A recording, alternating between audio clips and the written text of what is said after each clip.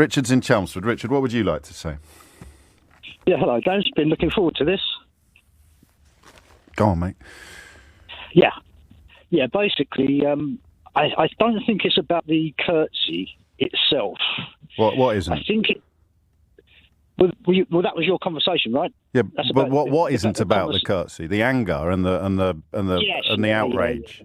Yeah. Well, her presentation of what she's saying. Of the curtsy. I don't think it's about the curtsy itself. No. I think it's about the sort of character that she is. Yeah. Which seems obviously quite vindictive. Right. Because I think it's evident that she had split up with a few partners in the past. God, really? And sent a ring in the post, just dropped her boyfriend. I think it was a restaurateur or something, and he was going to further her career. Right. Where did you learn this? This morning. No, but where? Where did the information come from? Oh, Talk Radio, your favourite. What? I know you're laughing, James. Yeah, I know you would, because you think you're the bee's knees, aren't you, mate? Richard, you were looking forward to this. Let's not let it fall apart quite so early. No, I am looking forward to this. So you heard on a radio station that she once sent a ring to an ex, and now you know what her character really is. No, you can. But why didn't you hear on this radio? No, you carry on. You crack on, mate. Don't you see it yourself? I mean, I don't actually think that you believe what you're saying. I think you're a provocateur, and that's the whole basis of your show, isn't it? And now we're talking about me. But it's always about you, isn't it? No, we're talking about Meghan Markle and your insights into her character gleaned from listening to a different radio station an hour ago. Yeah, they had Richard Tice on earlier, you know, the one that you had out in Keckner's. Yes, I told him to That's F right, off. yeah. Why are we talking about that now, Richard? No, I'm just sort of saying that because you asked me where I heard it, that's all. But you'd already told me. Yeah. So what's going on, Richard, really, do you think, here? How do you mean? Well, you've got on the radio, you said you were really looking forward to it, and... Well, I am, because, but you know... What are you telling me, Richard? Girl on radio. What do you think you're telling me? You just bullied a poor girl on the radio. She's speaking a lot of sense, and you're just trying to humiliate her. Okay, I mean that's a criticism that I have now heard. But why are you here? I am here because I'm telling you I think she's a very vindictive character. Based on what? Welcome back to the channel. Today we dive into a truly fascinating exchange that unfolded on LBC Radio. JamesOBrien, known for his incisive commentary, confronted a caller whose intense dislike for Meghan Markle stemmed from a rather unexpected source: his past relationships. What followed was a gripping conversation that revealed how personal biases can shape our perceptions of public figures. Stay tuned as we break down this unusual clash of perspectives and explore the psychology behind such strong emotions. Let's get started. JamesOBrien, the outspoken LBC radio host, found himself in a truly bizarre exchange with a caller on his show yesterday. The topic at hand, none other than the Duchess of Sussex, Meghan Markle. But this wasn't your run-of-the-mill royal gossip. Oh no, dear listeners. The caller, who shall remain nameless for his own sake really, rang in to express his intense dislike for Meghan. His reason: she apparently reminds him of his ex-girlfriends. Yes, you read that correctly. As you can imagine, O'Brien, never one to shy away from a verbal joust, was utterly flabbergasted by this peculiar rationale. What followed was a clash of epic proportions, with O'Brien attempting to navigate the murky waters of the caller's personal issues and their questionable projection onto a public figure. Meghan Markle, a contentious royal figure. Diving straight into the heart of the matter, James was met with a caller who harbored an intense dislike for Meghan Markle. The gentleman, his voice tinged with a mix of frustration and what seemed like personal anguish, declared his aversion to the Duchess of Sussex. But what truly caught James off guard was the caller's startling admission that Meghan reminded him of his past romantic entanglements. This bizarre connection between a royal figure and the caller's ex-partners left James momentarily speechless, his eyebrows no doubt raised in bewilderment at the peculiar reasoning behind such a strong antipathy.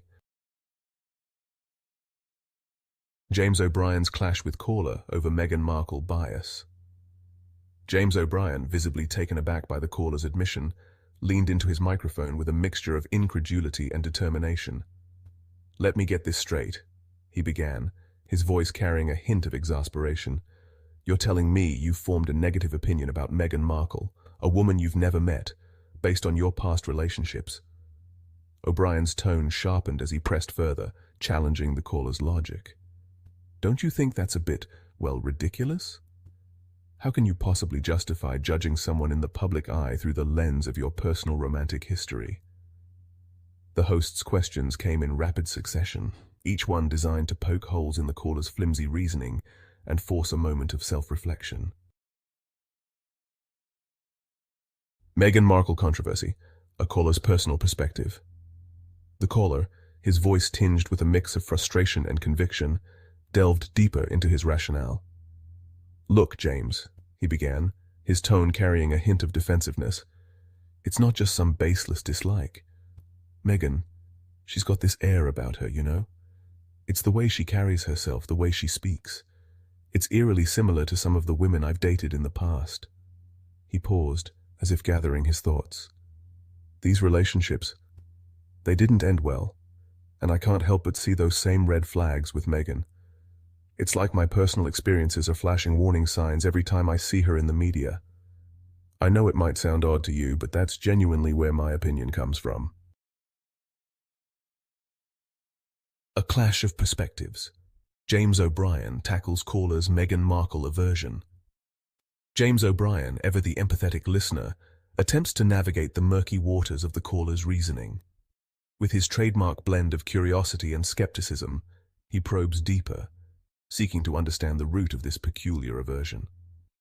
"So let me get this straight," he begins, his voice a mixture of incredulity and genuine interest. "You're saying Meghan reminds you of your exes?" As the caller confirms, O'Brien's tone shifts subtly, his words carefully chosen to challenge without alienating. "But don't you think," he posits, his voice now tinged with a hint of gentle rebuke, "that projecting past relationships onto a public figure you've never met might be a tad unfair?" In this moment, O'Brien deftly balances understanding with criticism, offering a perspective that invites the caller to reconsider his stance without feeling attacked. JamesO'Brien's heated exchange with caller over Meghan Markle. Despite James's attempts to reason with the caller, the man remained steadfast in his dislike for Meghan Markle. He stubbornly clung to his opinion, refusing to budge an inch. "Look, James," the caller insisted, his voice tinged with frustration. "I've heard what you're saying, but it doesn't change how I feel. There's just something about her that rubs me the wrong way and I can't shake it. Maybe it's not fair, but that's how it is."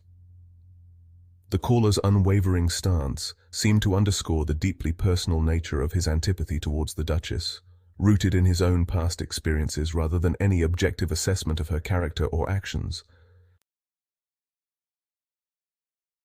The curious case of caller's Meghan Markle aversion.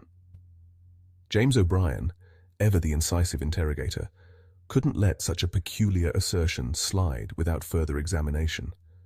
With his trademark blend of curiosity and skepticism, he delved deeper into the caller's psyche, determined to unravel the tangled web of emotions and associations that had led to this startling conclusion.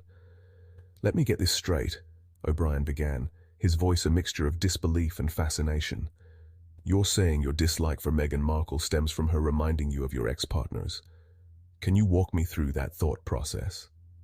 As he posed this question, O'Brien leaned in, his eyes narrowing slightly, ready to dissect every nuance of the caller's response. It was clear that O'Brien was not merely seeking a surface-level explanation, but rather aiming to expose the underlying biases and personal baggage that might be coloring the caller's perception of a public figure he had never met. JamesO'Brien's shocking exchange with caller over Meghan Markle. As the conversation progressed, the caller's composure began to crack, revealing a deep-seated emotional response to the topic at hand.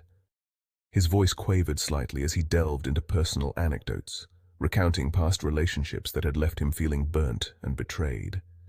It became increasingly apparent that the caller's dislike for Meghan Markle wasn't rooted in rational criticism, but rather in the painful echoes of his own romantic history. James, ever the astute listener, picked up on these emotional undercurrents, recognizing how the caller's personal experiences were coloring his perception of the Duchess. The raw vulnerability in the caller's tone was palpable, highlighting the complex interplay between personal trauma and public opinion. A clash of perspectives. JamesO'Brien's empathetic approach to a caller's Meghan Markle dilemma. JamesO'Brien, ever the consummate professional, attempts to navigate the choppy waters of the caller's controversial stance with a deft touch of empathy. Recognizing the raw emotional undercurrent driving the caller's aversion to Meghan Markle, O'Brien takes a moment to acknowledge the caller's feelings, his voice softening as he probes deeper into the psychological quagmire before him. "I can hear that this is a sensitive issue for you," he ventures, his tone a carefully calibrated mix of understanding and gentle challenge. "And I want to understand where you're coming from. Can you tell me more about why you feel this way?"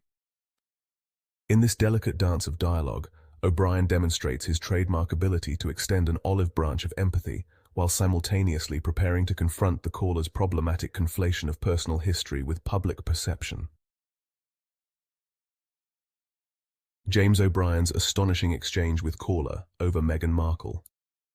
Despite JamesO'Brien's best efforts to challenge the caller's perspective, it became increasingly apparent that the man was deeply entrenched in his views. With a stubbornness that bordered on the absurd, the caller steadfastly clung to his dislike of Meghan Markle, refusing to budge even an inch from his position. His disdain for the Duchess seemed to have calcified into an immovable prejudice, rooted in the bizarre comparison to his past relationships. As O'Brien pressed for rationality, the caller's resolve only seemed to strengthen, his antipathy towards Meghan Markle becoming a hill he was determined to die on, logic and reason be damned. The Meghan Markle conundrum. A radio clash reveals personal biases. As the heated exchange drew to a close, it became abundantly clear that JamesO'Brien and the caller had reached an insurmountable impasse. Their back and forth had laid bare the intricate web of personal biases that can color one's perception of public figures. Despite O'Brien's persistent attempts to unravel the caller's reasoning, the man stood firm in his dislike of Meghan Markle, rooted in his past romantic experiences. This clash served as a stark reminder of how deeply ingrained prejudices can be, and how they can manifest in unexpected ways, even when discussing individuals we've never met. The conversation, while frustrating for both parties, illuminated the complexities of human psychology and the often irrational nature of our likes and dislikes.